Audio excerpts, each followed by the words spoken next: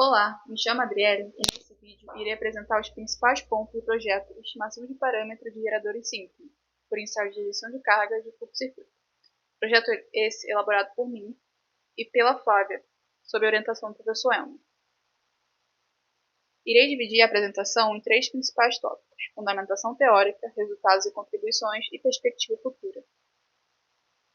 No que tange à justificativa da pesquisa, com o avanço das energias renováveis e da geração distribuída, ocorre a presença dos geradores síncronos de pequeno porte na rede elétrica.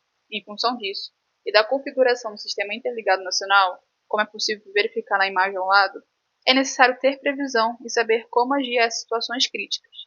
Para isso, são necessárias as simulações, uma vez que muitos dos parâmetros não são conhecidos ou fornecidos pelo fabricante do gerador.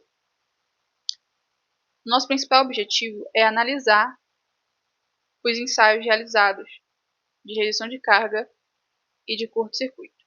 Para isso, primeiro, é preciso realizar os ensaios laboratoriais. Segundo, validar os parâmetros do gerador com o método de otimização. E terceiro, alimentar o software já iniciado em outras fases da pesquisa, de modo a servir como um banco de dados. Assim, para a metodologia, foi realizado o ensaio de redução de carga de eixo direto, que consiste em colocar uma potência reativa pura, utilizando uma carga totalmente capacitiva. E, após um período de tempo, é feita a desconexão abrupta dessa carga. O objetivo é simular o que aconteceria no caso de haver uma queda na linha e como que o gerador iria agir nessa situação. Já o ensaio de curto-circuito consiste em aplicar um curto nos terminais do gerador e verificar qual a resposta mediante a situação. É importante frisar que em ambos os casos são feitas as coletas de dados com o software LabVIEW.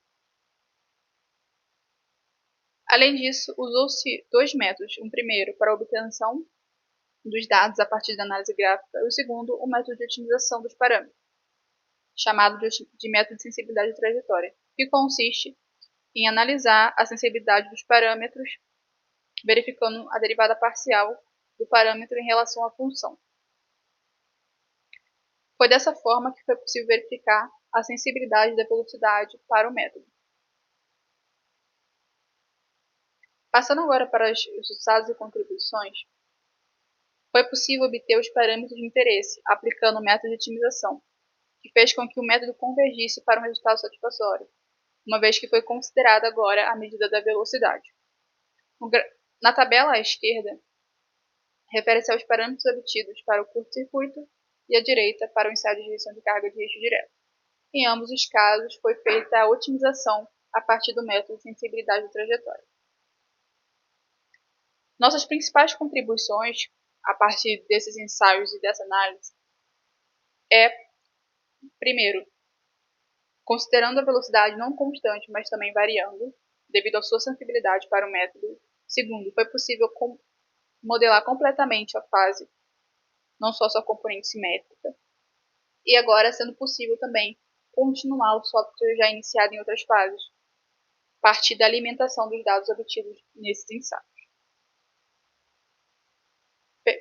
Passando agora para a perspectiva futura, por fim, para os próximos passos, é de interesse refazer os ensaios definindo a relação do transformador, conectar todo o ensaio à rede, e além disso, para a realização do ensaio de eixo arbitrário, é de interesse realizá-lo com cargas mais significativas, uma vez que esse ensaio realizado no laboratório não obteve resultados tão satisfatórios.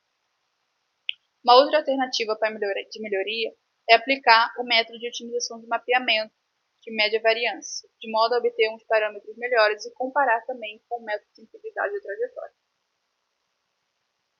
Por fim, disponibilizo o agradecimento à Bolsa pelo edital da USP e assim finalizo essa apresentação.